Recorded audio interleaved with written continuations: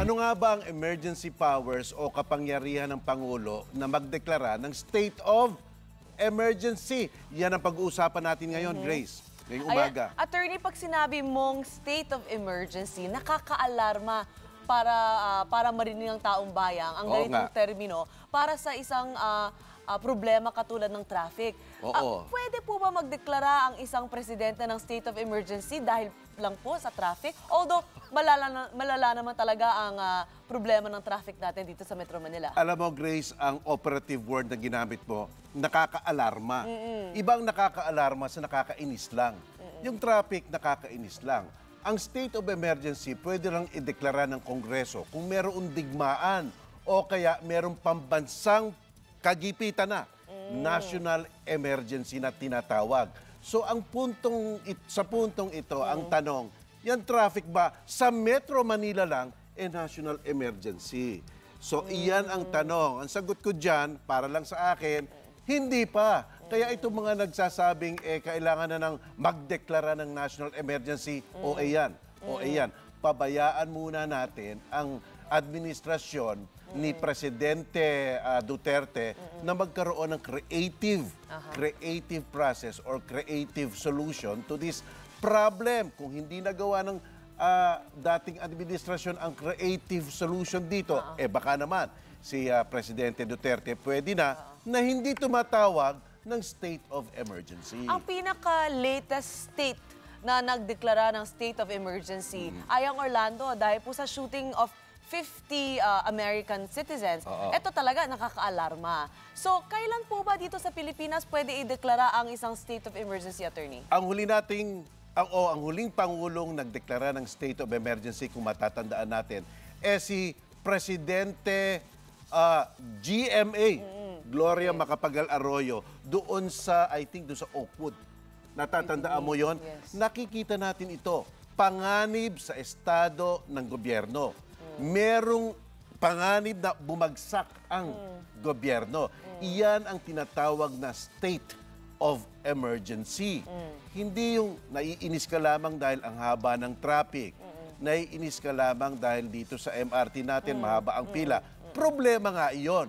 Pero hindi iyan state of emergency. Pero attorney, katulad ng nangyari sa Orlando or sabihin natin nung termino ni GMA nung nangyari yung Maguindanao Massacre.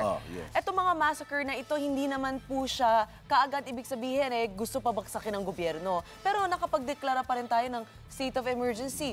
So, paano po ba natin mapaghiwalay yung mga reasons of that affects the fall of a government and other civil problems such as massacres? Kung makikita mo, may natatanging attribute, no? May katangian. Merong panganib sa buhay ng tao.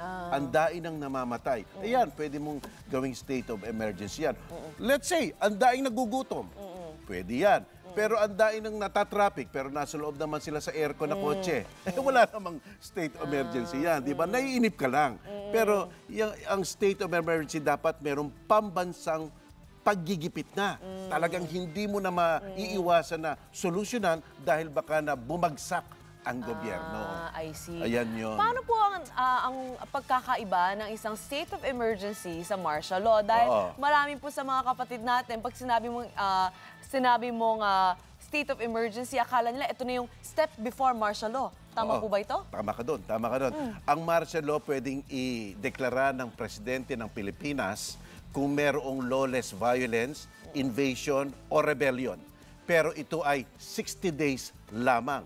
At sabi sa ating konstitusyon na pagpaproklama niya ng martial law, dapat within 48 hours, isasanggunin niya na ito sa ating Kongreso. At ang Kongreso natin, by a vote of 2/3 sa joint session, pwedeng tanggalin ang kapangyarihan ng Presidente sa pagdedeklara niya ng martial law iyan. At hindi na marereconsider yan. Pag sinabi ng Kongreso, tanggal yan, tanggal. Hindi ka mukha nung araw ni Marcos. Nagdeklara siya ng martial law. Mukha atang panghabang buhay na yon. Walang limitasyon. Pero ang martial law, nalilimita ng Kongreso, pati na rin ang state of emergency sa pamamagitan ng batas. At ang martial law, at lahat itong state of emergency ito, kung ito'y dineklara ng presidente, pwede nating questionin to sa Korte Suprema. Ang emergency powers po ba ng isang Pangulo limitado lamang po sa pagdedeklara ng state of emergency o marami pa po pong iba? Alam mo, ang kasaysayan natin kasi, masyadong mayaman sa martial law. Di ba, nag-declare si Presidente Marcos noon ng martial law, talagang siya ang pinakapangyarihan sa lahat. Gagawa ang batasang pambansa ng batas noon ng 3, 4, 1 taon, pero sa pamamagitan lang ng ballpen ni Marcos, ayoko niyang batas na yan, out yan.